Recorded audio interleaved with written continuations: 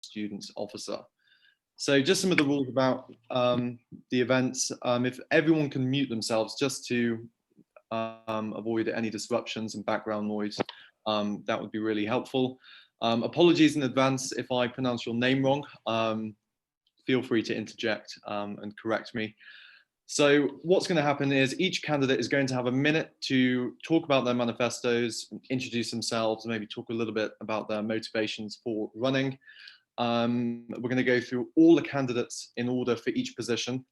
And then after everyone's done their introductions, we're going to return back to the beginning of the list and the questions will begin. Now, there are quite a lot of people for a couple of the positions, so I wouldn't expect more than 1 or 2 questions, but we will try and get through as many as time will allow.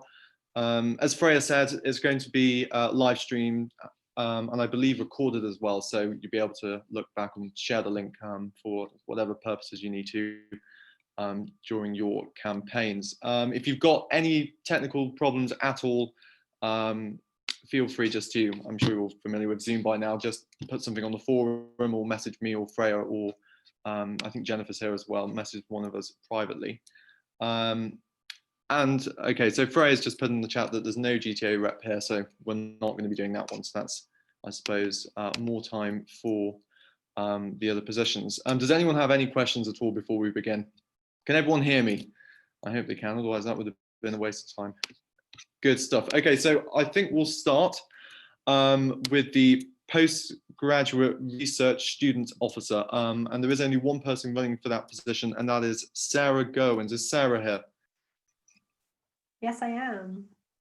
Perfect. Okay, so like I mentioned in the introduction, you're going to have a minute to introduce who you are, if everyone can be on mute. And then after a minute, we'll begin with the questions. So the floor is yours, Sarah. Cheers, Adam. Thank you so much. Hello, everyone. So I'm Sarah. I'm a second-year PhD student from the European Institute. I am researching in my PhD time the role of whiteness in German primary schooling. So I'm very interested in institutions and how to make institutions more equitable and just to work better for everyone in them. And that includes the LSE. I did my master's here as well, and now as a PhD student for the past year, I've been a student rep. I've sat on the education committee. I've sat on the consultative forum for the PhDs. Currently I'm working on a report with a couple of other PhD students about COVID-19's impact on PhD researchers and what the school can do to alleviate some of the crises' impact on our community. So I really hope to continue my work in pushing for the changes that we advocate, whether that's funding for home office expenditures or equalizing LSE studentship conditions. And I also look forward to working with the GTA rep to improve GTA pay and GTA conditions in particular. Perfect, thank you very much. Someone's just put on the forum which position. Oh, sorry, that's a private message. Okay, so the first question is, what do you think are the unique challenges to PhD students that perhaps undergrad or graduate students face? I think this question has to be answered, I guess, a bit differently in times of COVID, just because we're at the LSE for much longer. I mean, much longer than postgraduate students, 1 year longer normally than undergrad students. We sometimes need a bit more, but also a bit less pastoral, professional, and academic support. Less in the sense that PhD students tend to be a bit older and also obviously work much more independently, but also more because we're much more dependent on the LSE for all of those things. I mean, this is not only studying, this is for us also a job, at least for most of us who also paid for it. So I think that there needs to also be more attention paid to our needs. And with COVID, how to alleviate people's projects falling apart. I mean, we can't just wait around for 1 or 2 years because that means, well, you kind of wasted 2 years and potentially your funding is going to run out. But there's many more, but I think those are the key ones. Okay, and the final question from me is, what do you think postgraduate students want from the Students' Union? And how do you think the Students' Union going forward can better meet their needs? I think most PhD students aren't fully aware that the Students' Union also is responsible for them. I mean, the fact that only one person is running for this position, I think is a good testament to that. And I only ran because I knew last year we didn't have someone in this position, and it was a huge problem because we had questions for the SU and we didn't really know who to ask or who should feel responsible. So I think it's also something that I would really like to work on, to just kind of get our needs a bit more heard in the SU, but also make the SU a bit more known among the PhD students, because I think it's a great resource that's currently quite underutilized. Okay, fantastic. And Freya or Jennifer, you don't have any questions, do you, in particular, or are we okay to move on to the academic board interviews? No, that's great. Let's move on. Perfect. Thank you very much, Sarah. Okay, so moving on, the next position we'll be interviewing for is the member of the academic board. We have 7 candidates. Hopefully, we've got 7 candidates with us who are all up for election for this position. What I'm going to do first is just read out a list of everyone's, of all the candidates. If anyone's name is not on the list, do let us know. And again, I apologize if I pronounce any of these names wrong. But so we should have Dewani. Yep. Michael Bryan. If you could say you're here. Is Michael Bryan here? Okay. Anamika. That's me. Good stuff. And Avinash Ashok. Yep, that's me.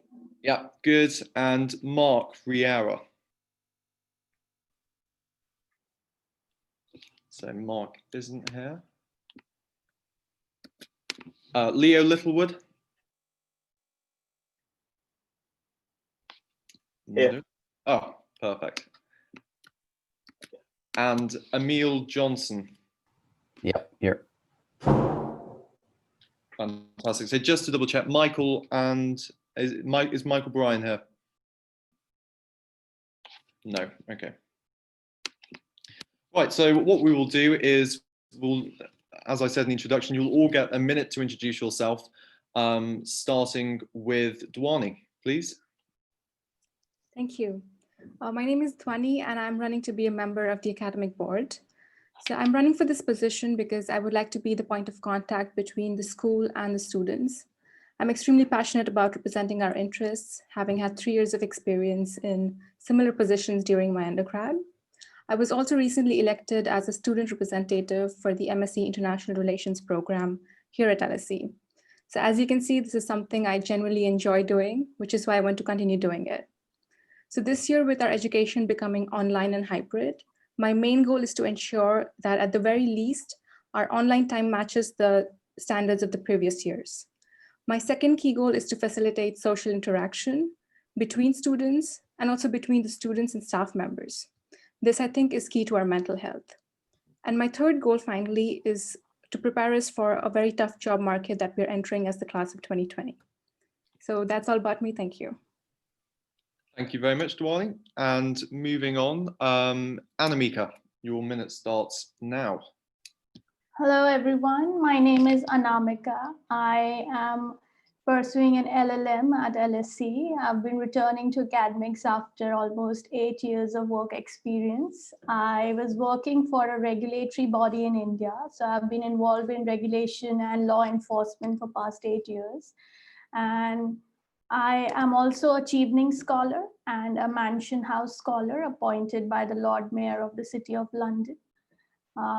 I'm running for the member of academic board because I think I have access to a lot of scholars across the world, being part of one of the biggest scholar network. And I have access to the academic practices and the innovative procedures which they are evolving because of the current pandemic to impart education and direct their education strategy in that direction.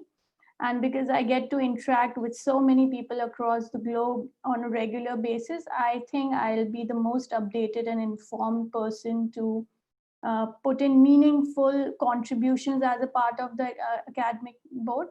And of course, this year is an exceptional time. I've been returning to student life after so many years.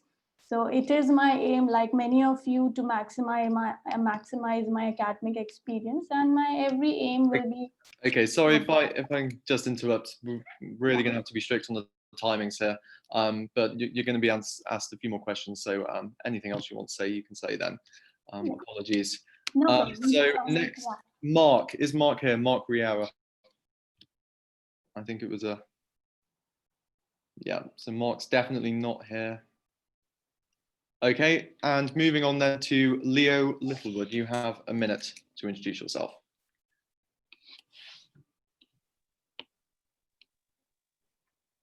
Leo. Hi, my name is Leo Littlewood. A quick Leo. Oh, sorry. Hello. Hello. Hi. We can all hear you, I think. Okay, so I'm just going to start off with a quick statistic. Between 0.25% and 1% of the population fall into a category of being called a genius. Now, my goal is to become, is just highest in the exams in LSE, but the problem that I find is that there are just not enough questions to do this. Questions to practice both your exam skills and your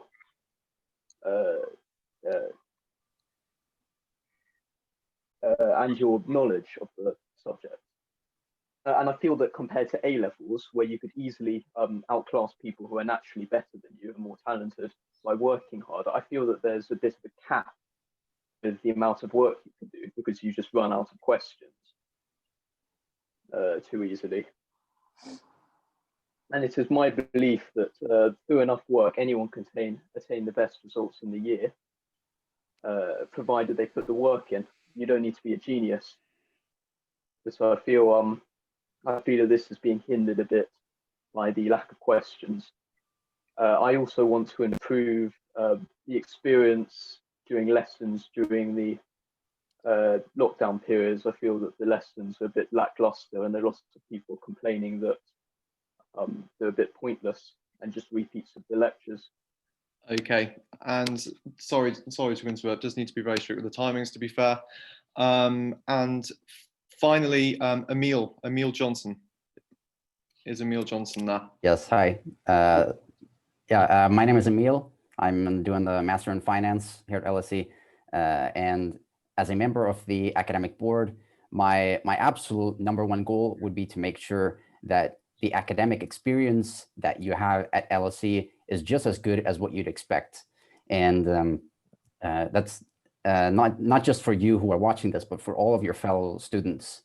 And the most important challenges that I see this academic year have to do with two things. First off, the assessment methods. We have to make sure that these are fair to the students, that they... We got it, we're in. Sorry, Emil, if just to reiterate, if everyone can make sure they're on mute, please. Okay, we had a minor interruption, but as I was saying, there are two main challenges this academic year. First off, the assessment methods. We have to make sure that the students have a fair shot at showing what they know and what they can do. Also, the effectiveness of the teaching, given the whole pandemic situation, we need to make sure that we can deliver quality teaching to the students. And, I want to make your experience as smooth as possible, but I can't do that alone. I need your help with this. And so remember, reach for the ideal, vote for Emil. Thank you very much, Emil. So that brings us to the end of the introductory remarks. Sorry, excuse me, Adam. I think you missed out on me. Oh, terribly sorry. Terribly sorry. If I've missed out anyone else, there's a big list here that we're trying to get through. Don't let me bypass your right to speak. Go on, Avinash. All right. Good evening to everyone watching the live stream as well as everyone on this call. My name is Avinash. I'm a first-year undergraduate politics and economics student.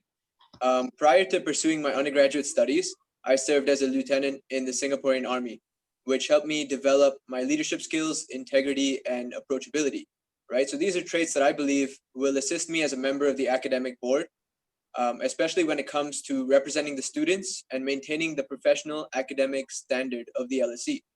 I believe I have the analytic abilities to assess policy changes and parse through annual reports. And I believe my creativity will assist in furthering the development of courses and programs. Above all, I believe the most integral part of any council is the people that elect it. So I will do my best to be open-minded in my conduct, recognizing the community's opinions and incorporating them in the changes we pursue. So truly, if you want change, vote Avinash. Thank you. Thank you very much, Avinash. Apologies for almost missing. Sorry about that. Okay, so what we're going to do is we're going to go back to the beginning of the list and start with the questions. So the first question is, why do you think you in particular will be an effective member of the academic board? And what is it about your experience which makes you qualified for the position? So we will start as we did before with Dewani. And you'll have a minute and a half. I think we're doing quite well for time. So a minute and a half to answer that question. Right, so I would like to start off by outlining my previous experience. So during my undergraduate study in the Netherlands, I served as the student member of the Institute Board of Political Science. Now this board was the highest decision-making authority at the department level. And I was engaged and actively involved with professors on making decisions regarding research, funding, teaching, and all sorts of areas that affect university life. So this experience, I think, equips me with the skills and the knowledge to be an effective member of the academic board. Now, secondly, I would also like to reiterate that I have recently been elected as a student academic representative for my program at LSE. I think that this gives me an excellent advantage because I'm connected to the students. And at the same time, I have access to easily contact other student reps. So by liaisoning with student reps across departments and across levels of study, I can identify key issues that affect all of us as LSE students and bring them up at the academic board. Thank you. Okay, thank you very much. And moving on, Anamika, your 1.5 minutes Hi. now. Yes, so as I mentioned in my introduction that I have been working for 8 years and I'm a postgraduate student. So I think firstly, I would like to say why, as an answer to the question that why I am more suited for this position is because I've been working in a very hierarchical and bureaucratic setup back in India, like for past 8 years. And one thing which you do end up learning while doing this for a very long time is to convince and to put a point across, put your point across to the highest level in the hierarchy, even if it is someone who's like 30 years senior to you, or someone who may not have the time to listen to everyone, even the lowest, even to someone who is at the lowest rung. So I've been doing it for quite some time. Like I do collect opinions at a very large level. Like I was working with the Securities and Exchange Board of India. So I do have access to a lot of data from investors and general public and do voice their opinions to the highest level, which is the chairman of the board. This body is the regulatory body of the securities market in India. So we do make policies at the highest level, which becomes the law of the land. So I think my work experience has just trained me to make the use of the opinions and bring out a useful policy action plan for it. And I've been doing it for 7 to 8 years. And the second thing why I feel I should be more suitable is because I have access to the scholarship network of the 2 largest scholar community in the world. First is the Chevening Scholarship. We have around like more than 45,000 scholars right now. And the second is the Mansion House Scholarship. So I am a part of a scholarship group, and I am engaged in activities which make me aware of the latest academic innovations, the teaching practices, and how universities, not just in UK, across the world are evolving to make best use of this opportunity. So I think I'll be able to contribute meaningfully. Thank you. Perfect. Thank you very much. And moving on to Avinash. So I think what makes me qualified is a multitude of different qualities and personality traits that I hold. First and foremost, it's my leadership, right? So I believe in 2 aspects of my leadership. First is leading from the front. right? What I mean by this is leading by example and being at the forefront of the fight, making sure that each and every one of your opinions is upheld and is equally represented to the academic board. And secondly, leading from the back, making sure that no one is left behind, making sure that everyone's thoughts and opinions are accounted for and their concerns are addressed, right? As a first-year undergraduate student, I believe I can be the direct liaison between first years and the academic board. I believe this is the most important thing, as since we are incoming university students, the experience will affect us the most. In COVID times and in uncertainty, we need to look out for the lowest echelon of the LSE, and that is arguably the first-year undergraduate students. Not only will I be able to express first years and undergrads' opinions into the academic board, I will also be able to transfer information the other way, engaging our first year students and making sure that their opinions are heard. Lastly, I believe I have the confidence. And I'm not afraid to speak up for what I believe is right. I have the integrity to uphold the values of the academic board as well as the values of the students. For those reasons, I believe you should vote for me. And that's what makes me qualified to be a part of the academic board. Thank you. Thank you very much, Avinash. And Leo Littlewood. I'd like to start out by saying that me personally, I am really terrible when it comes to exams. I just can't word answers. I struggle, I make lots of careless mistakes. And the only way to get rid of these errors and to beat everybody else is to study hard and study efficient as well. Do more hours and get more for all your hours worth. So I will be striving to make sure that those of you who want to work hard will be able to work hard and that work will pay off by increasing the amount of work you can do to help you increase the gap between you and your peers who are not working harder, and also the efficiency of your work to make sure that the work you do, the questions are more relevant, so that the more work you do, the better you will do. Okay, thank you very much, Leo. And finally, Emil Johnson. Yeah, hi. From my my 3 years of undergraduate studies, I have experience of holding positions as a student representative. I have experience in representing the student cohort and advocating for their needs and presenting these needs to the teaching faculty. So I know how to effectively advocate for your desires and for your needs and how to bring them to the people who need to hear them the most. And I also have some experience in tutoring high school children. So I have a good understanding of how the learning process works and what it takes in order for a student to reach their full potential. So I think it's really important to be able to see things from the student's point of view. And I think it's really important that the candidate you do vote for really understands these two things: how to convince people and how the learning process works. And I believe that's what makes me the perfect candidate. Okay, thank you very much, Emil. And has everyone had a chance to answer that first question? Okay, fantastic. So moving to question 2 then. And again, we'll go through in the same order. How would you use your position to improve the lives and the experiences of the more disadvantaged students at LSE? And we'll start with Dwani again, please. Yeah, thank you for the question. So I think the main focus, well, one of my main priorities would be to make myself available to communicate with students by, for example, holding office hours or just a drop-in Zoom session. So I would ensure that if students come to me with special needs or something that I have never experienced before, then I would like to reach out to for example, the disabled students officer or other people who can help me understand their situation and then address it accordingly. Thank you. Okay, thank you very much. And Anamika, please.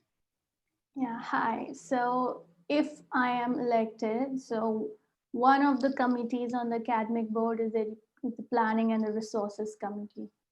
So I guess for the more disadvantaged students, I can put in some, like I can take feedback from such students, or after I gain an understanding of what their issues are, I can definitely convince the planning and resource committee to apportion a good amount of resources specifically earmarked for these students, and provide them and create a fund buffer for them, provide them whatever resources or equipments or books, whatever they are required to access to have a good experience at LSE to them. For instance, during the COVID period, we do have a situation where we are excessively relying on technology. So many students may not have state-of-the-art technology or rooms where they can have access to Zoom facilities, or there are limited number of rooms where and these things easily get used up, and the and the disadvantaged people may not every time have an access to it. So not just for them, but in general, I can have a focus where these things can be in general, these resources can be in general enhanced, so even the disadvantaged students do get access to these facilities and do not feel left out in this difficult time. Yeah. Fantastic, thank you very much. And Avinash, please. So how I would help disadvantaged students, first and foremost, is by looking out for them. So when I was in high school, I was the leader of a mental health society called Over the Rainbow, which looked out for mentally ill youth population within Singapore. And what we did was we would take weekend trips down, we would talk to them, engage with them through music, the arts, photography, and the like. And with over 250 hours of service myself, right, I've dedicated a lot of time to helping people who are less advantaged than myself, right? So although all of us are busy with our own coursework and with other societies, I will make it a promise to all of you listening right now that I will be free if you ever need advice or if you ever need help with anything, right? That's a promise that I can make. I'm always busy, but I'm never too busy for my fellow students, right? I will also make it a mission to discuss with the academic board, as the previous speaker mentioned, about how to make resources generalized, how to lower the costs of not just tuition, but of common resources that we can use, such as printing, such as books, and other resources. And lastly, I would like to build a support structure for students to discuss their issues in general, right? We need to stop marginalizing people for their disadvantages and instead bring them to light to support them, right? Whether it be academic, social, or psychological stress, I believe everyone has a voice. And if you're too shy to use that voice, you can always approach me and I can always make that voice heard. Thank you.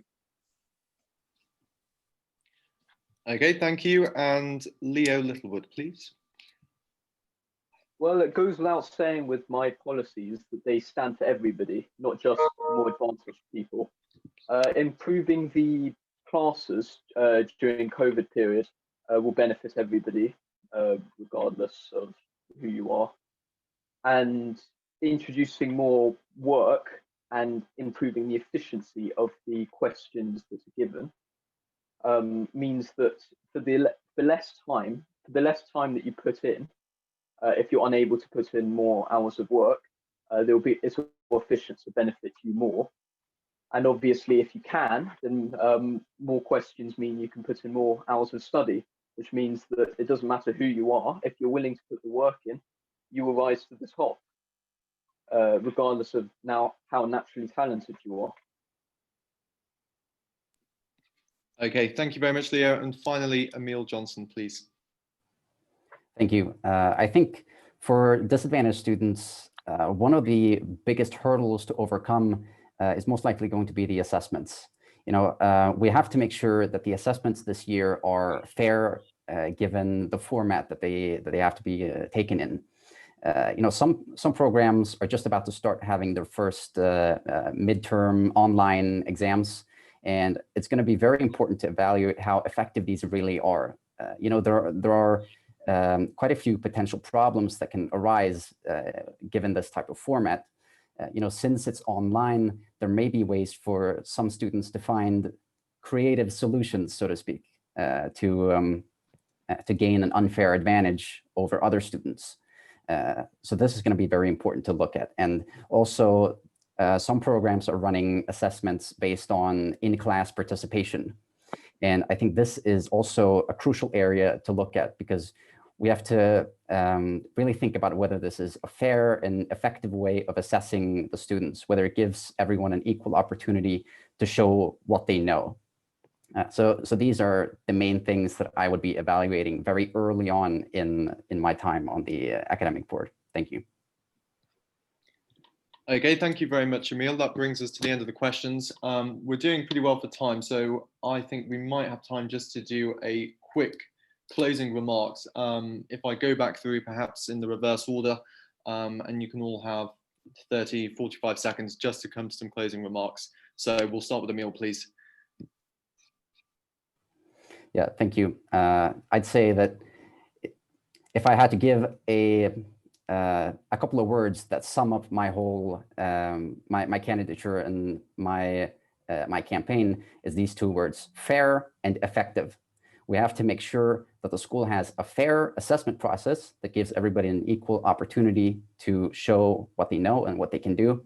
And we also have to have an effective teaching process that's not negatively affected by the pandemic. These are the two main challenges that we're facing this year that I aim to address early on in my time on the academic board. Thank you. Okay, and Leo Littlewood, please, closing remarks. Anybody who wants to work hard, put the effort in, and to be the best they can in LSE and take home first class honours, vote for me. Also, anyone who feels as though there's a lot of work and they can't keep up with it, still vote for me, because if my policies go through, everyone will benefit, because those of you who work hard will do well and do better in your exams, and their friends, even if their friends do not work hard, they will still benefit, because their friends can go and get better jobs with a better degree, as in a first class honours, and then you'll have contacts in higher places. So my policies benefit everybody, regardless of if you work hard or not. And obviously, those who work hard, the no-brainer. Okay, thank you very much, Leo. And Avinash, please. Just as a closing remark, I'm not here to ask for anyone's vote. I believe that you should vote for whoever you believe can represent your opinions and thoughts the best, right? So for me, if much like Emil, I could also summarize my candidacy in 2 words, and that's representation and representation. What I mean by that is I will represent the opinions of the students to the academic board. I will make sure that your voices are heard. And in the same way, I will represent the opinions of the academic board, professors, lecturers, and anyone else to the students, to make sure that everyone is on the same page. That's what I can do for you. I can make sure that your voice is heard, and I can make sure that your opinions are considered. And that's a message both to the academic board as well as the students of the LSE. Thank you. Okay, thank you very much. And Anamika, please.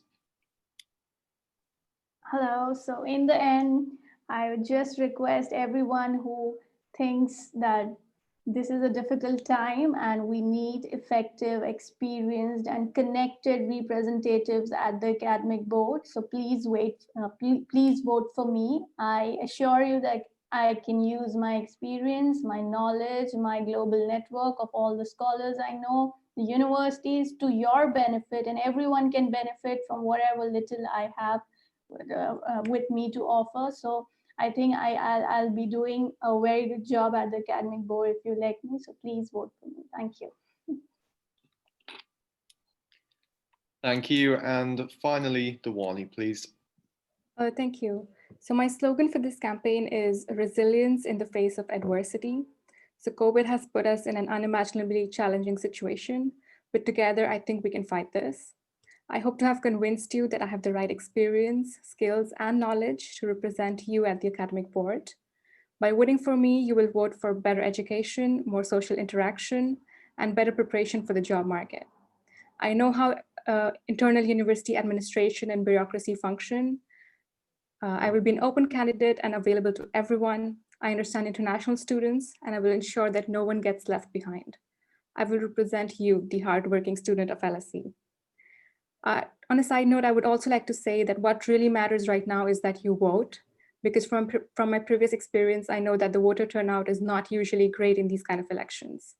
Make use of your democratic right, because student representatives are going to be extremely important this year with online teaching. Thank you. Okay, thank you very much, Dewani. So that brings us to the end of the interviews with the members of the academic board candidates. So thank you very much, Dewani, Anamika, Avinash, Leo, and Emil. And unless anyone has anything to say, we will now be moving on to the final position, which is the position of the postgraduate students officer.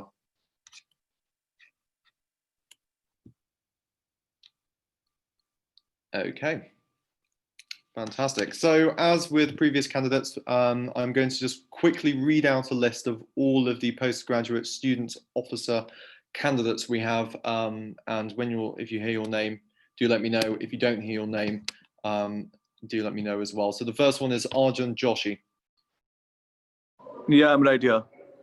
Fantastic. And Swati Sanjay. Here. Hi. Great. And then Waqar Ahmed.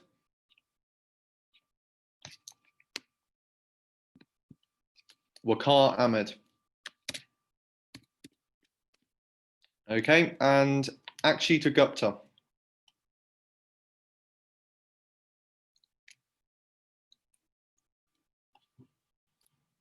Okay. Anas. Anas, no. Okay, Hamza Chowdhury. Yep, here. Great, someone's here. Morgan Fairless. I'm here. Great. And Viviana. Here, thank you. Great. Mara.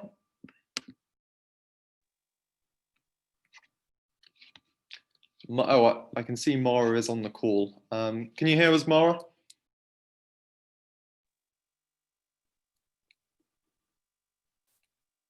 Okay, I don't know if it's the same with everyone else, but Mara, I can't hear you at the moment, but I can see you're here. So hopefully by the time we come around to your introduction, that should be worked out. Josh Kemp. I'm here, thank you. Great. Oscar. Oscar. Nope. Sorry, can you hear me now? Yeah, we can hear you, Mara. Thank you very much. So no, Oscar's not here. Nope. Malzam? Malzam, no. Ruth? I'm here. Great, thank you, Malzam. And Ruth Castillo. Yes, I'm here. Good. Amanda Joseph?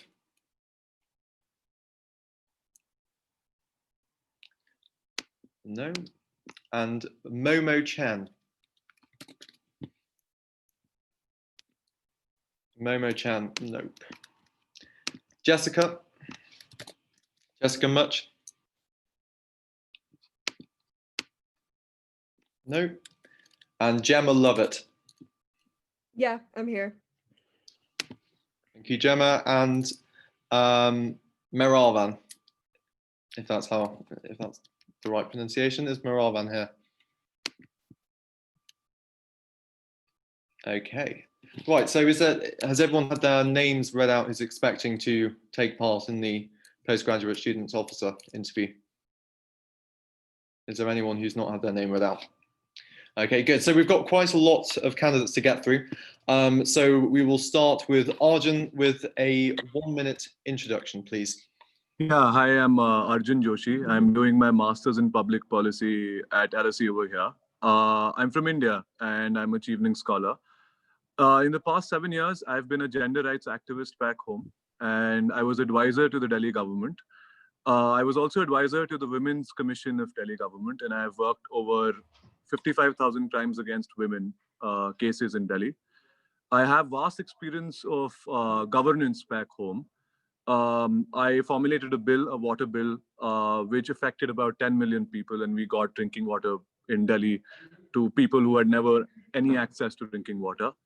So I come from a background of executing things, and I want to be here for everyone who's there, whether it's an undergraduate student, a postgraduate student, a PhD student.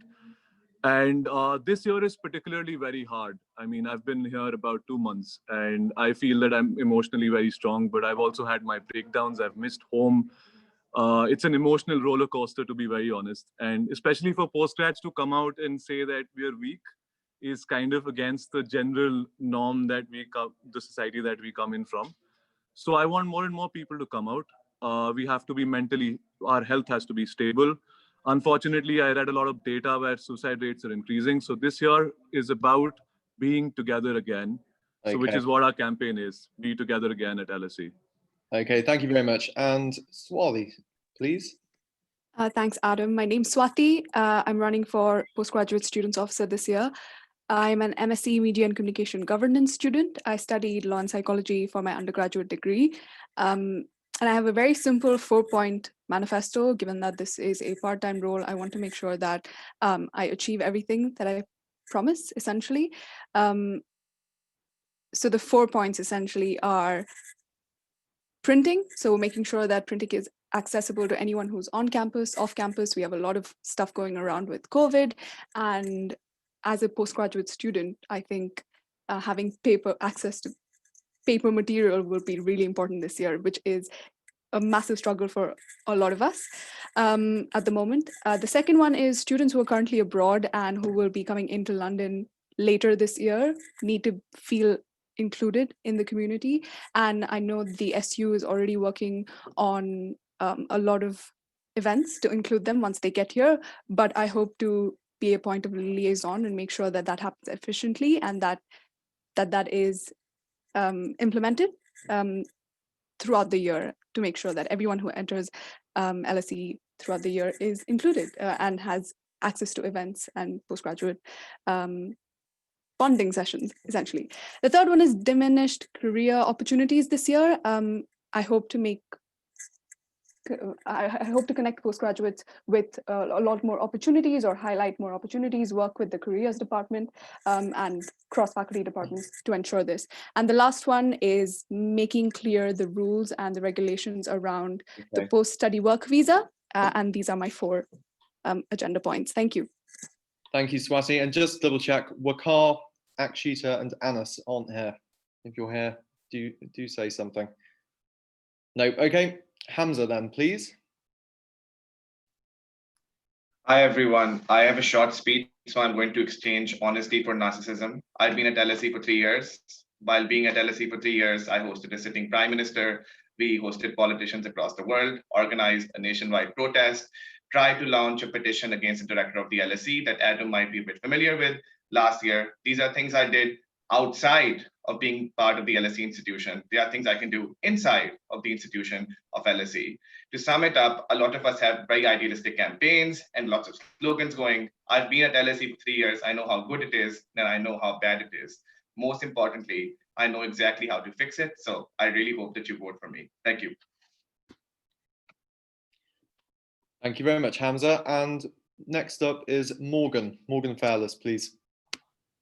Hi guys, I'm an MSc student from Uruguay, and for the past 3 years I've been at LSE. I've been the editor and the managing editor of The Beaver, which was the student it still is the student newspaper here.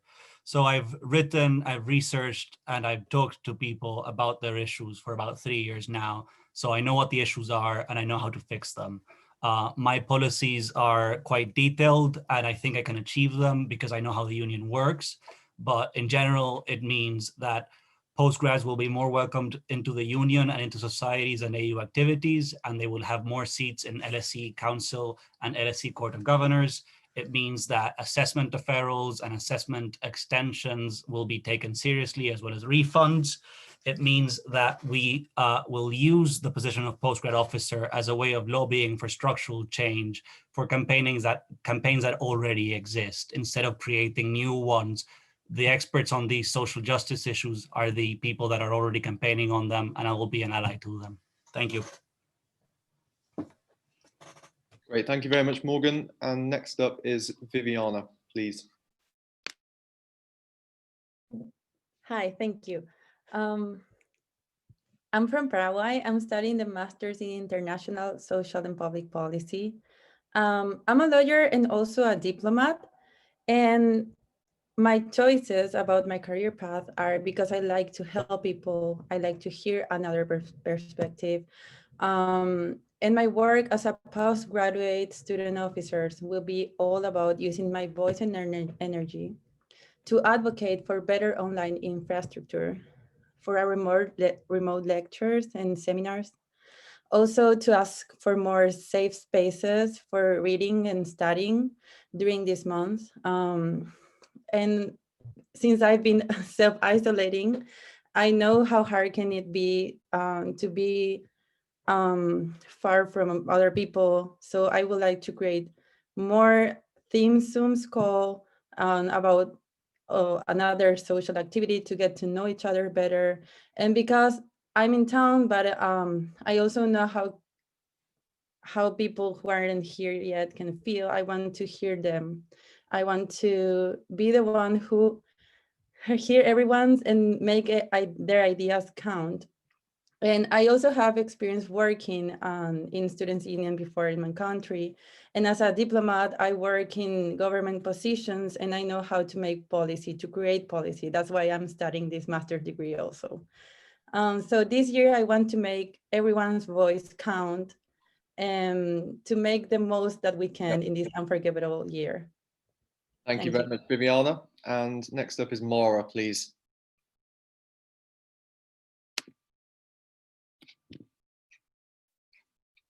Mara. Is Mara here? I believe she was here. Can you hear me? Yeah, we can hear you. Hi there. I'm Ghilan and I'm running for postgraduate officer, obviously. I'm a newcomer at LSE. Coming here is one of the most important and amazing things I've done, but at the same time, it wasn't hassle-free. And this got me thinking about the problems that I encountered, and soon enough, I realized that they're not my problems alone, they're our problems. And that with 4 years of experience in student representation in both national and international organizations, and with 9 years of volunteer work experience, I am suited to make my experience at LSE better and your experience better as well. A few of the things that I would like to do is lobby for more places on graduate courses during the Lent term, organize social groups. I have a project in mind called Come Walk With Me, which would facilitate the interaction between undergrads and postgrads, lobby for the organization of methodology courses, optional and apart from the 4 units that we have to take. Better integrate part-time and mature student. I'm a part-time student myself, and also lobby for an extended library program, opening hours, and many, many more. I really want to become postgraduate officer because I think I'm well suited to do this, and at the same time, I would really like to also benefit from all the awesome policies I have in store for us this year. I think it's also worth mentioning that I'm a part-time student, so I won't have to choose between my studies and giving you a voice this year. Thank you. Vote MG for PG. Thank you very much, Mara. And next up is Josh Kemp, please.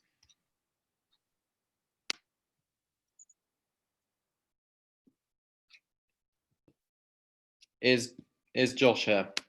Yeah, sorry, I'm here. Yeah, great. Hi, everyone. So my name is Josh. I'm studying an MSc in Gender and Sexuality at LSE this year. I've spent the last couple of years working as an HR director at a fast-growing startup in Shanghai, which means I'm really passionate about and have experience in making systems more equitable, especially for racial, gender, and sexual minorities. I think this is a really important focus for us to be thinking about this year, because we've seen a status quo that postgraduates already have some of the lowest rates of participation on campus. This is especially true for international students and even more true for minority postgraduate subgroups within that regard. The problem is that these are the students most affected by COVID. So at the time where university needs their engagement the most in order to understand what support that they need, these groups are least able to provide it. This is what I really want to focus on with my tenure in terms of how we can improve the outreach that the university is currently doing in ways that aren't letting those most in need of support slipping through the cracks. I also want us to be doing all of this with a really focusing on the future, because the pandemic isn't going away. So I want to make sure that we're adequately sourcing feedback from across all departments and disciplines so we can create student-sourced feedback and guidance to give to the administration about how we can walk forward together amidst this ongoing crisis. Thanks. Thank you very much, Joshua. And just to double check, Oscar Madrid. Is Oscar Madrid here? No. Okay, so next up is Mauzam, please. Hi, this is Mausam. I'm doing my master's in management at LSE. Unlike some of you, this is going to be my first time studying anywhere outside of my home country. But I think some key traits that I have are that, I'm a person who takes a lot of initiatives. So at the beginning of our course, we had recorded lectures for most of the courses. So, I took the initiative and wrote to our office and requested them to conduct live lectures for them. And similarly, on that lines, I would like to take up more initiatives for the postgraduate students throughout the year. I think, especially given that most of us are only on campus for 1 year, we should be able to take a lot of benefit of all the resources available at LSE. And this can only happen if a postgraduate student is actively promoting them. And as I mentioned in my manifesto, I would like to promote customization of courses for postgraduate students, because currently, we only get 2 electives, and the ability to customize the courses would help us to better tailor our course. So yes, that's my agenda as a postgraduate officer. Thank you. Thank you. And next up is Ruth Castillo, please. Hello, can you hear me? Yep. Fair enough. First, I want to say welcome to everyone that is watching.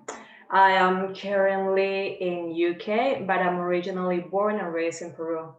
I've got experience across British and South American organizations, NGOs, and organizations working within local governments. And I have a very strong interest about developing countries and how to make them more efficient, and also about the public sector. The reason why I'm running for this position is because I'm a postgraduate student studying development management this year. And basically, I want to make things more efficient, not just for you, but for me as well, because I'm the same person as you. So one quality that I'm very good at is at listening. I'll be listening to everything that you have to say, any requests coming from any backgrounds. I'm aware that we are a very international community. At LSE, the majorities are postgraduates and the majorities are also international students, which I am. I've also, besides living in Peru and UK, I've lived in Italy and the US as well. So I've got a pretty good view about how international students can feel when they're outside of their home country. I want to make that experience good for you, not just for international, but also for British students, UK students. Besides that, I also want to make a better experience, because this year with coronavirus, basically things have become a bit different. And even if we're studying online, the situation can be a bit more complex. So I'll be open to hear with any suggestion that you might have. It's not just about my point of view and the things that I believe will be better for postgrads this year, but also about what you have to say. So let me represent you this year. Thank you. Okay, thank you very much, Ruth. And just to double check once more, Amanda, Momo, and Jessica, are any of you here? No. Okay, well, that brings us to Gemma, please. All right. Can you guys hear me? Just to check. Yeah. Okay. Hi, I'm Gemma Levitt. I'm doing my master's in gender, peace, and security. I've lived in England for the past 3 years. I originally went to Queen Mary to do my undergrads. And so I think I've got a good mix of being both an international student and a home student, because I'm recognized as being a home student as I'm a dual citizen, but I also understand the international experience, so I can cater to both. But my main interest is focusing on making sure postgraduate students do feel represented this year. And as there's a lot of anxiety and that everyone feels like they're getting the same access to material. And how I plan for doing this is making sure that there's things such as a standard set of transcripts for online lectures, as I've realized many lecturers go between like CC, like closed captioning, or actual transcripts, and it can be very confusing with typos and stuff with what lecturers are saying, such access as using chat rooms more rather than just video calls in case students don't feel like talking. So just making sure everyone feels like they're getting the same education rather than unintentionally being exclusive. I also want to make sure that campuses are safe and students don't feel like they're taking a risk by coming on campus, and doing things such as adding more stations for sanitation, having more wipes, things like that. So just making sure that everyone's education comes first and they don't feel like they have to choose one thing or the other, when really at the end of the day, I really care about them, their education and their emotional well-being and their welfare. So thanks, you're gonna love it. So Thank you very much, Gemma. And finally, Meravan, please. Is Meravan here?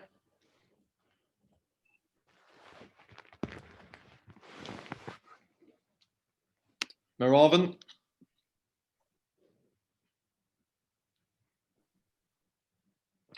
Okay, well, thank you very much for all of your introductory remarks. We're now going to move on to the first question. And the question is, how would you look to create a postgraduate community during a time when most activity is taking place online? And to start, we'll go in reverse order with Gemma, please.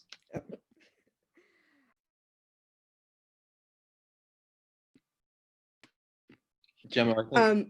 Yeah. Sorry, I was muted. So creating a community during these times is really important. And so I would consider doing so more with creating networking through Facebook groups, or networking through groups such as with Facebook or online activities.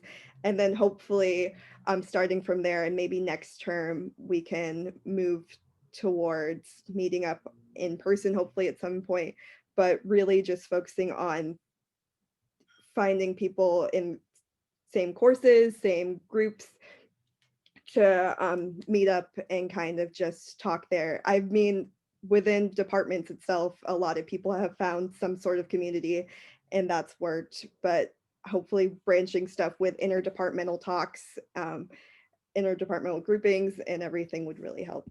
Sorry, thanks. Thank you. And next up is Ruth, please. Yes, so actually that's one of the main points that I would like to do or to improve if I am selected, because I believe as postgraduate students, we come to LSE not just to study, not just to do research, but also the connections that we can make by meeting other people within our department or with other departments can be very important for our professional development. Connections are key. It's not just about studying. So what I would like to do is, with people that are studying online, and I would have loved this to be done before, to do social events that are online, like online social events, kind of like you can group different people within Zoom, and then kind of like do breakout rooms, they get to know each other, kind of like more not so formal events. Also, this can be done also in open spaces, big parks. London is an area, have many parks where many people can meet and get to know each other from different departments with social distancing measures, kind of like to relax and get to know each other and create a good bond among colleagues. that's one thing that I would like to improve a lot this year. Thank you, Ruth. And next up is Mauzam, please. Yeah. Hi. So I think it's going to be a very important thing this year for us to be able to be connected to each other, especially given that, you know, we have to do a lot of classes while staying at our accommodation, given that we're already in tier 2 restrictions again. So I think for this purpose, again, given that master students have a very heavy course and, you know, are not only focusing on their course but also on job applications, it's going to be very difficult for them to keep track of, you know, other events or attend a Zoom call. So for this purpose, I would like to leverage social media and also the SSLC reps, because we already have a system over there, and these SSLC reps can be the you know, connection point through which we can get all of the departments connected with each other, and we can have a lot of different activities done on social media based on similar interests. So, you know, if somebody's interested in adventure activities, if someone's interested in football, so, you know, we can have a lot of online events wherein, say if there's a football match, then we could have a live screening on the SU page, and there could be people coming together and viewing it together. So small things like this, which at the same time won't be a lot of time, you know, won't take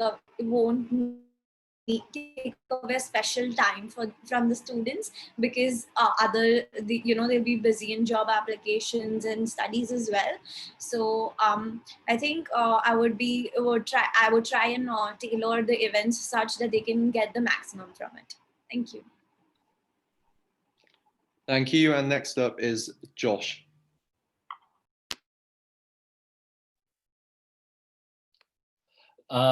Thank you so much. This is a really great question. I think that in general, there's so much going on right now. I think that the average person, regardless of who you are, is kind of inundated with social mixers and like online events and lectures. And one of the beauties of the online platform is that it's made hosting these events so much easier. But I think at the same time, there's this extraordinary oversaturation. So to the extent in which you have a limited amount of time to do things, not knowing exactly what to do or what to prioritize, I think a lot of the time you end up just opting out.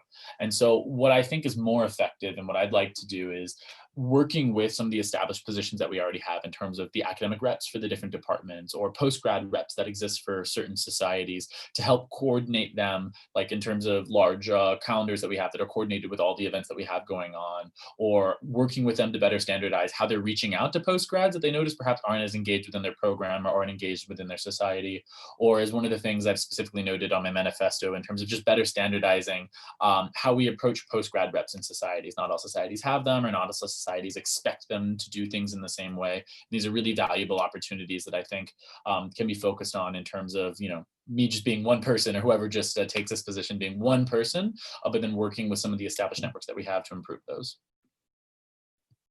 Thank you, Josh. And next is Mara, please. Hi, can you hear me? Just making sure. Great. Actually, almost half of my manifesto targets improving social connections, number 2, 3, 4, and 7, to be exact. The social groups that I mentioned is actually a program that I have in mind, which organizes randomized groups of people, which could either meet online or in person, limited to the rule of 6 and obviously following the guidelines. And why randomized? Because I think that within the department and within the societies, we do meet the people. We still do have the contact that you would normally have maybe during seminars or activities, but we don't actually get the random encounters that we would have at the pub or just on the hallway by spending more time on campus and feeling free to just interact more easily without the COVID stress. The second one was the Come Walk With Me, which is actually this program where undergrads show postgrads around, because many postgrads are newcomers, just like I am at LSE, and don't know the campus, or would like to explore it with someone who's been spending more time here. And postgrads tell them about their experience, either professional or academic. I think undergrad postgrad interaction is something that's really important to foster. The other thing is offering offering support for self-isolation events, online events for people who are self-isolating, either due to being in quarantine or due to health risks. And last but not least, integrating part-time and mature students who might have different needs than other postgrad students in these events. Thank you. Great. And Viviana, please. Yes, thank you. Well, I believe that aspect, because I believe that we are all chosen for a reason at LSE. We are all unique. We have different background, different perspective, different cultures. And I believe that by making theme events in Zoom, in small supportive groups, we can exchange, such as sports or arts or movies, and then we can create events as a team. And I believe that through these connections, we can hear each other. We can make this online group supportive. And by hearing other ideas, I can work with my team to make them happen. So I can hear everyone's voice. That's my simple idea. Thanks, Viviana. And next up is Morgan, I believe. Thanks, Adam. So the question is about postgrad community and community building and how that changed to online. And I think the solution to this problem, or at least a partial solution, has been quite creatively, solutions to these problems have been quite creatively proposed by societies and AU clubs. It's just that the problem, and I think something that whoever gets chosen for this position will have to fix, is that postgrads are either unaware or don't feel represented by societies and AU clubs, by them, at least in the majority. Some societies do a good job at integrating postgrads, but most, I think, need a bit of help doing it. So I think the role, or how I would see my role in trying to fix this problem, is by trying to work with societies and AU clubs in trying to include postgrads into the social offerings that they're already running. I think the great strength that we have in our societies is that they're so diverse and that there is basically something for everyone, which means that postgrad officers won't necessarily have to create new avenues for socialization, but rather empower the ones that already exist. That's what I would do if I win, at least. Thank you. Thank you, Morgan. And Hamza, please. Yeah, just to answer this question, I slightly disagree with the premise of the question itself, because it assumes that we'll all have different policies. Like, there's no left-wing postgrad student policy or right-wing postgrad student policy. No one's going to be like, we hate mature students or we hate part-time students. Like, for better or for worse, everyone either has the same policies, catering the same people, or if you don't win, you can tell the person who's postgrad student officer to have that policy. Realistically, the response to this question is, can you do the thing that everyone wants to do? Because everyone wants to do the same thing. Let's be honest. Why can I do the thing everyone low-key wants to do? I have been around. I've worked with the SMC, that's just the senior management at LSE. I've worked with the LSE Students Union. I've worked with the Democracy Committee 2 years ago. But secondly, it's not just about committee involvement, right? It's not just about being part of institution. It's because I'm in this Goldilocks zone where I just got out of my undergraduate. So I still know a lot of people who are within undergraduate, and I've gotten into a postgraduate degree. So I'm in that space where I'm actively interacting with people who are doing research and master's degrees, but I'm also interacting with people who are part of the undergrad overflow. What that means then is that you need someone who is connected to institutions which enact change that everyone here agrees with. And you're also need someone who's connected to people who can enact change that everyone here agrees with. So again, let's not vote for policies that everyone will have and everyone will be on board with. Let's vote for capacities, the person who can best push the policies that everyone agrees with, for the people that everyone wants to support is the person you should vote for. I think that person is me. Thank you. Thank you very much, Hamza. And Swati, please. Thanks, Adam. I think I've already mentioned this in my manifesto, just making sure that the processes that the LSE SU as well as LSE put in place to help postgraduate students who arrive on campus later during the year, that those procedures go smoothly. I think that'll be one aspect of it. The second one essentially would just be the human element, the human touch, the friendship aspect of it, the community aspect of it. It's very easy to put out different events and just publicize them on social media platforms and for you to just log on to them or just head to them on campus. But if you really want to foster friendships and communities and things like that, it really is about getting in touch with people and staying in touch with people. I've been very lucky to have very supportive networks and systems in my short span of a month that I've been here at LSE. And if you are someone who's looking for community or friendship or just to be a part of a group, get in touch with me and I'd be very happy to put you in touch with groups of people who I think you would vibe well with, that you fit in well with. And I think that's what's going to be important this year, because a lot of us are not on campus, and it'll just really be about understanding different groups of people and finding out where you fit in and hopefully fostering friendships within those groups. Thank you. Great, thanks, Swati. And finally, Arjun, please. Yeah, hi. I think we all can agree to the fact that this year is a very, very different year. It's very difficult. So I think this year, it's not about who's been here more. It's not about who's worked more with the government. It's not about where we come from, what we've done before. I think this year, serving people, serving the postgraduates, serving the undergraduates is about being there when they need you. And I think it's a human element that's involved when it comes to being there for people. And it's all about being there together. But that said, in Delhi government, when I was working as an advisor, in 2015, we didn't have anything digitalized. All the policies were a lot of paperwork, a lot of bureaucracy, I'd say colonial bureaucracy. And in the past 5 years, we worked on digitalizing everything.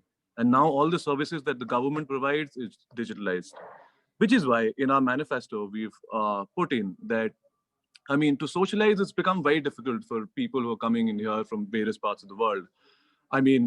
To be very honest, if we have to figure out what society is organizing what event, we can never do that. LSE interface isn't that great. We never get to know what's happening. A lot of people are new over here. If I have to know what LSE Tennis is doing, we have to go to their Instagram page, probably check out their story, and then we'll get to know.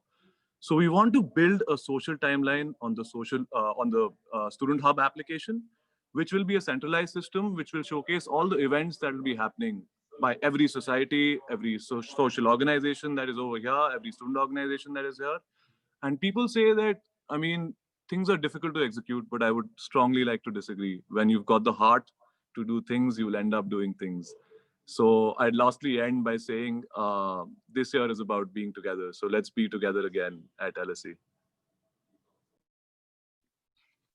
Okay, well, that brings us to the end of the first question. I don't think we're going to have time just to go through a whole new question. So what I will do is we will do some closing remarks. But if you could all, in those remarks, maybe address very quickly if there was one thing you could change, something very specific. If you had the chance to change one thing in the role, what would it be?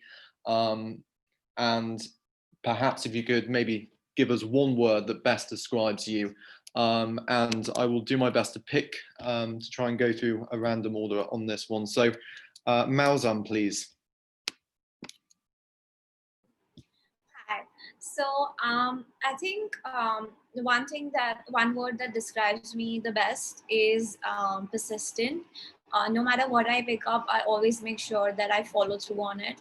And I think that's a very important trait for a PG student officer role, given that, we're not going to be dealing with any easy circumstances, and we're going to have to manage both the students and as well as the, LSC board. So it's about, being fair to both the sides.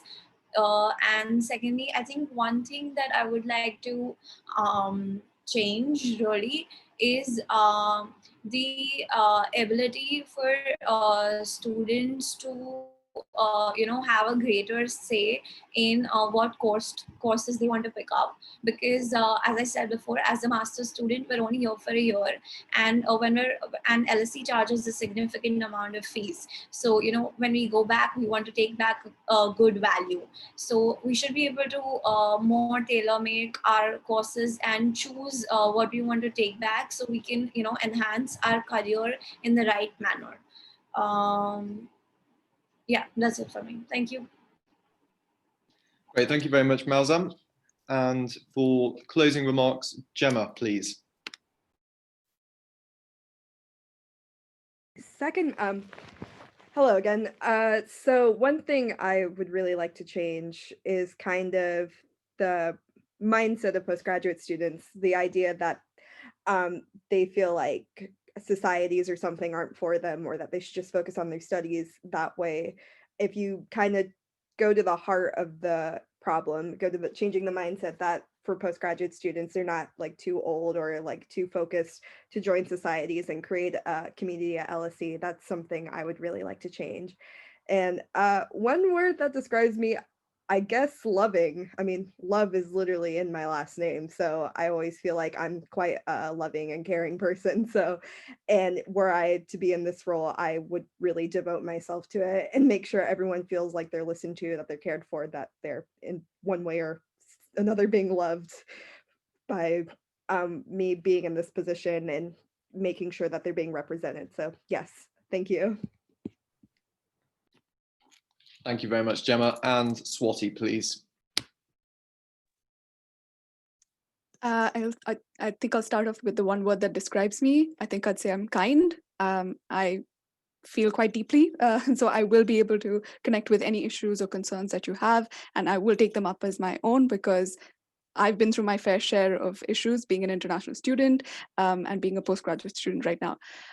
So that's how I'd describe myself. And the one thing I'd like to change, I don't want to call it change, because at the end of the day, LSE is the gateway to, well, a better future for yourself, essentially. But the one thing I'd like to improve or increase is opportunity. So whether that be opportunity to connect with other people, make friends, careers, employment, future directions. So just increase opportunity in any dimension that it would be possible in.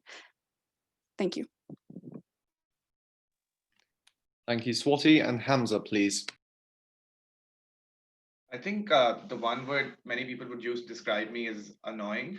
And again, that's probably true. I don't think me being annoying should stop you from voting for me if I'm a good candidate. Doesn't matter if I'm virtuous or honest or trustworthy. If I'm annoying and I do a good job, you should probably vote for me. What is the one thing I want to change at LSE?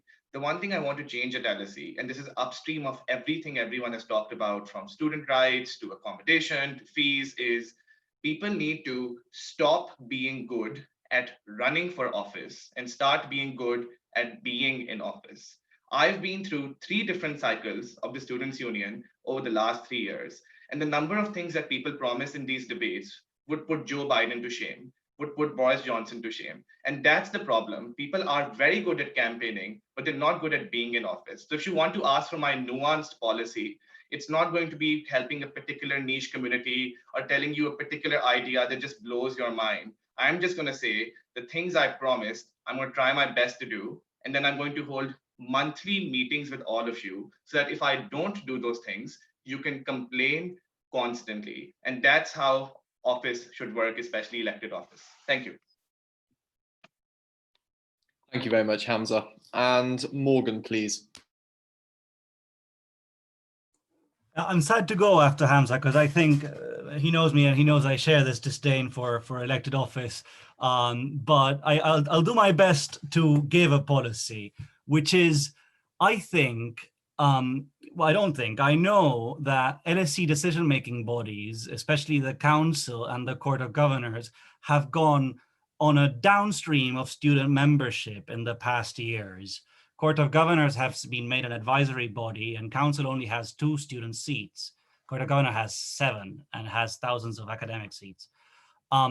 If I did one thing, it would be sit in a meeting with LSE decision-making authorities day after day and ask them and lobby them to increase the number of students in elected positions in council and in Court of Governors. This would give more students a voice. And I think instead of having single people that can promise a lot and not do much, it would be good to have more structural power in the decision-making bodies so that more students can get their demands heard. And we're a better and a stronger voting bloc when it comes to the highest decision-making authorities within the LSE. That would strengthen the union's position as well and how the union represents postgrads. And I guess I'm dedicated. Yes, that's my word. Okay, thank you, Morgan. And Mara, please. Hi. I think a word that that would describe me the best is ambitious. I wouldn't be here if I wasn't ambitious because let's say that throughout my education and even professional career, I have always beaten the odds, to say so, and ambition served me very well to this purpose. One of the things that I would change first and foremost at LSE is also ambitious. It's about offering students more places on lantern courses, and why this is something that concerns me a lot is not only because of my personal experience, but also because talking to students and trying to find out what their problems are, this was the single most quoted issue. People are frustrated with the fact that they're paying a lot of money and they're not getting on the courses that they wanted to get into even before being accepted at LSE. And this is very problematic. And before including this in my manifesto, I actually wanted to make sure that I could do something about it because I wasn't sure what my possibility of influencing this was. And actually, by talking to my professors, I got a lot of support. And I also realized that the solution isn't that difficult at all, because there is a good chance that long-term courses are also going to take place online. And there's enough interest from students for seminar groups to be organized. For example, there are as many as 25 students on a waiting list for one course, which would make 2 seminar groups. But you could hear that in my theme song as well, my campaign song, if you listen to it. So yeah, that would be ambitious and more places for lantern courses. Thank you. Great, thank you very much, Mara. And next up, please, is Miravan. Is Miravan there?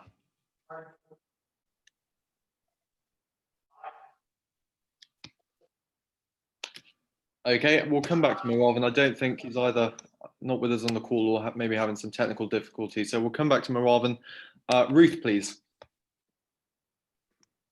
Yes, so the perfect word that would describe me is Latina, for sure.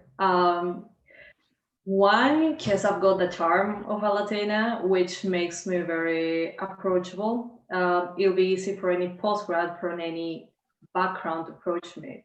And I'll be always happy, and you can come and tell me all your issues, and you're going to feel like you cannot talk to me.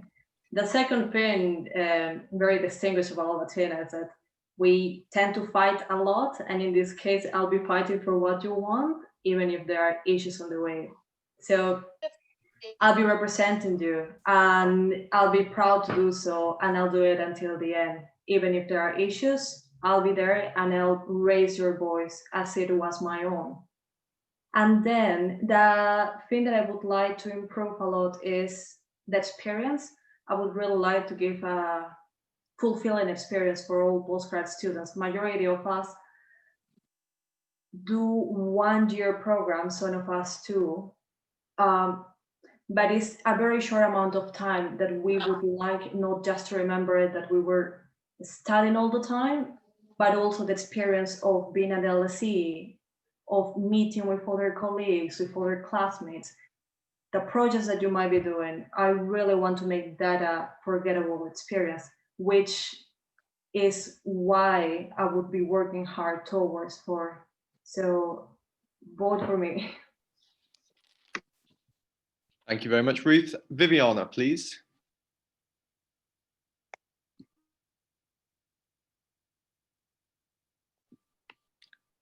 Viviana.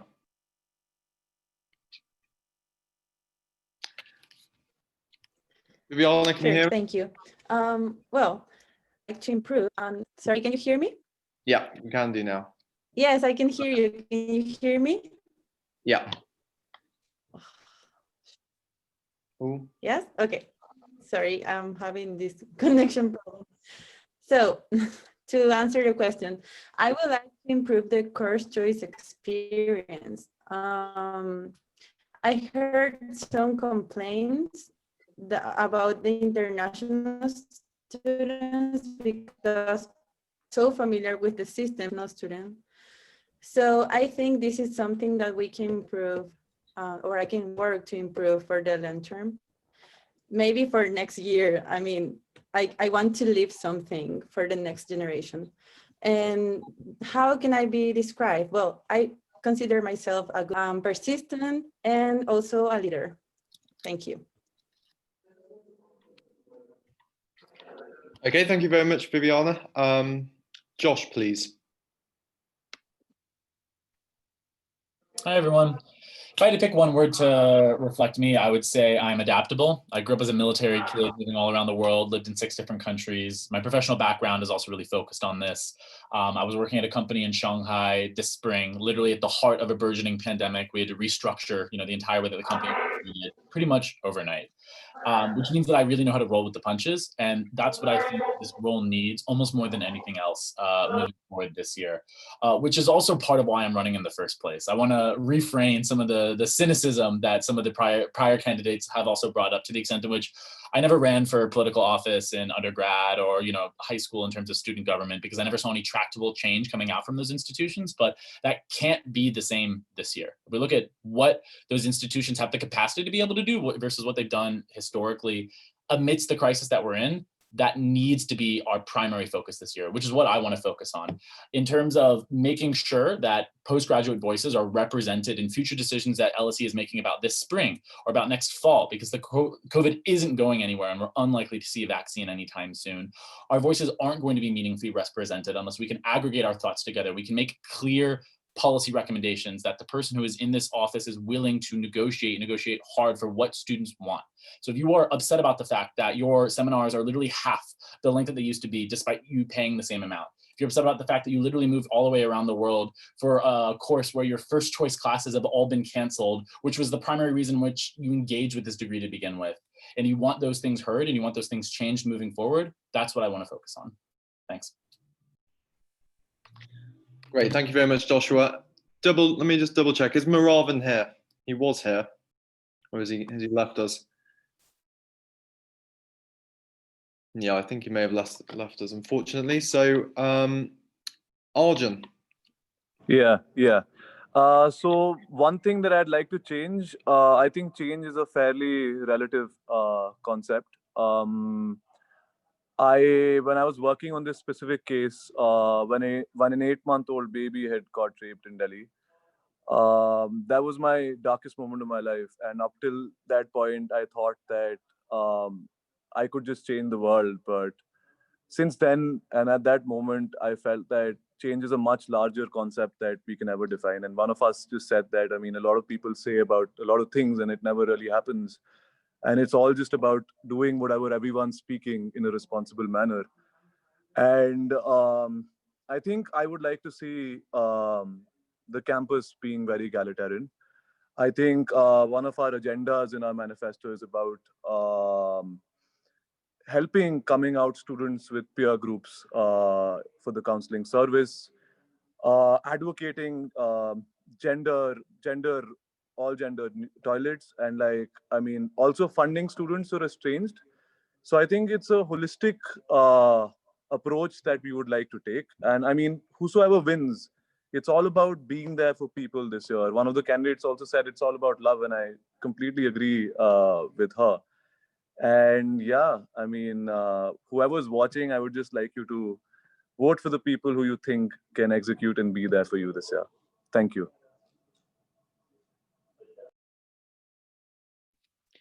Great. Well, that brings us to the end of this evening's proceedings.